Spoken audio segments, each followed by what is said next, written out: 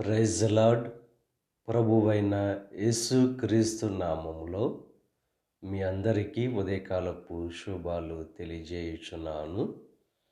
ఈరోజు దేవుడు మనకు అనుగ్రహిస్తున్న అతి శ్రేష్టమైన వాగ్దానము కీర్తనలు 31వ అధ్యాయము 7వ వచనాన్ని చదువుకుందాము. నీవు నా బాధను దృష్టించి ఉన్నావు.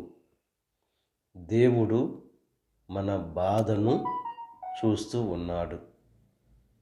ఈ లోకంలో ఉన్న మనుషులు మన బాధను చూసేవారు ఉండరు, మన బాధను అర్థం చేసుకునేవారు ఉండరు. కానీ ఆయన మన బాధను చూస్తున్నాడు. అదే రీతిగా మన బాధ నుండి విడుదల కలుగు చేసే దేవుడు.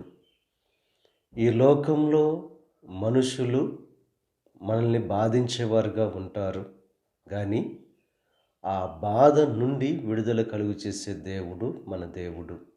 ఈ ఉదయకాల సమయంలో ఎటువంటి బాధతో, ఎటువంటి వేదనతో ఉన్నారో ఆయన వైపు ఎప్పుడైతే మనం చూస్తామో ఆయన చూచుచున్న దేవుడు గనుక నీ బాధ నుండి ఆయన విడుదల కలుగు చేసే దేవుడు.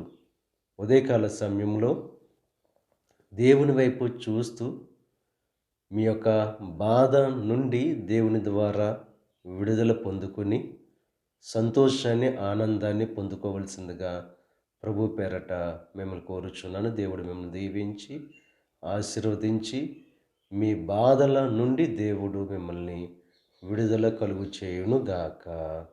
ఆమేన్. ప్రార్థన చేసుకుందాం.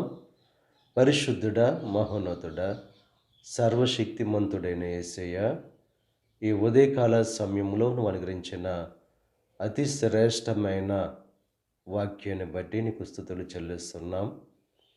మా బాధను ఎవరు చూడకపోయినా నువ్వు చూచుచున్న దేవుడవు గనుక దేవా, ఆ బాధను అర్థం చేసుకునే దేవుడు, ఆ బాధ నుండి విడుదల కలుగు చేసే దేవుడవు నీవే. ఇక ఉదయకాల సమయంలో ఈ ప్రార్థనలో ఏకీభిస్తున్న ప్రతి ఒక్కరి బాధ నుండి విడుదల కలుగు చేయండి. ఈరోజు తలపెట్టిన ప్రతి కార్యాన్ని సఫలం చేయండి. వారి రాకపోకల్లో నీకు సహాయం అనుగ్రహించండి. ఈ దిన ఆశీర్వాదాలు ప్రతి ఒక్కరి మీద మెండుగా కుమ్మరింపచేసి నీ దీవులతో నింపి నడిపించమని మా ప్రభువైన యేసుక్రీస్తు నామం పేరట వేడుకొనుచున్నాం తండ్రి. ఆమేన్. తండ్రి, కుమార, పరిశుద్ధాత్మ త్రియేక దేవుని యొక్క కృప సదాకాలం మనకు తోడై ఉండి దేవుని యొక్క దీవెనలు, ఆశీర్వాదాలతో నింపి నడిపించునుగాక. ఆమేన్.